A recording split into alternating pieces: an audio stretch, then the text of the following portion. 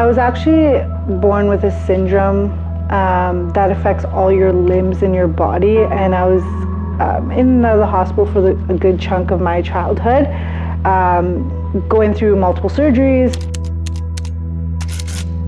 As I got older, just keeping in mind health and wellness has always been there.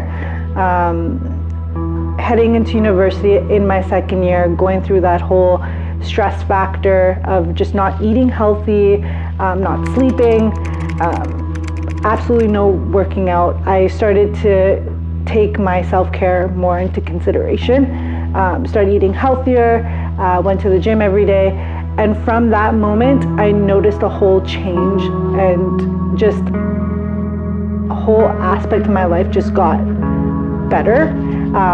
So that's really what brought me into the health and wellness. My first involvement with wellness probably came about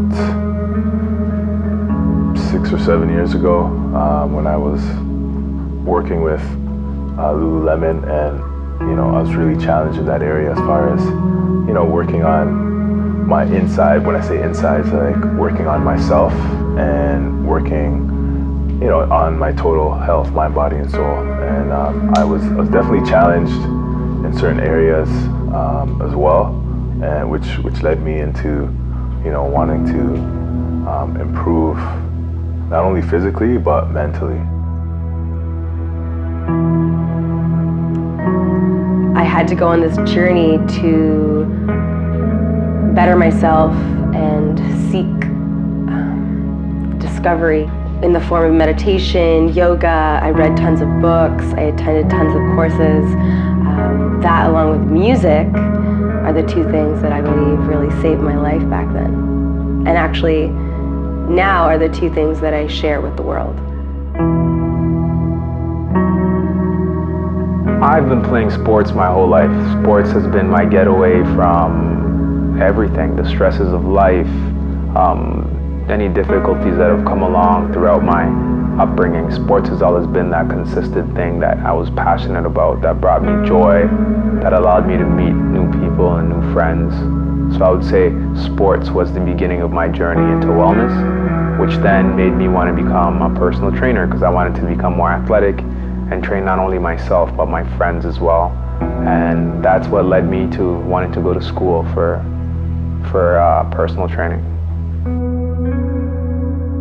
I share what I like to call sound meditation. So I guide people through meditation using visualization, and then I sing and I play crystal singing bowls and a couple other instruments throughout the different sessions, and just help people find different states of being in themselves. In the first half of my life, I was constantly moving. I was born in a place called Luanda, Angola, which is in the southwest of Africa. And in 1992, a civil war broke out and my family fled the country. And we lived for a year in a refugee camp in a country called Namibia, and eventually settled in a small country neighboring South Africa called Swaziland. In '98, we moved to Canada, and that was another culture shock. So for me, it was the constant moving, the constant having to readjust and meet new people, meet new friends, get comfortable in a different environment. And that's where I really started to love sports, because sports was consistent everywhere. Soccer and basketball are the same whether you're in Africa or in North America. So I just kind of cling to sports, and that was my gateway. That was my ability to feel connected and feel good about myself.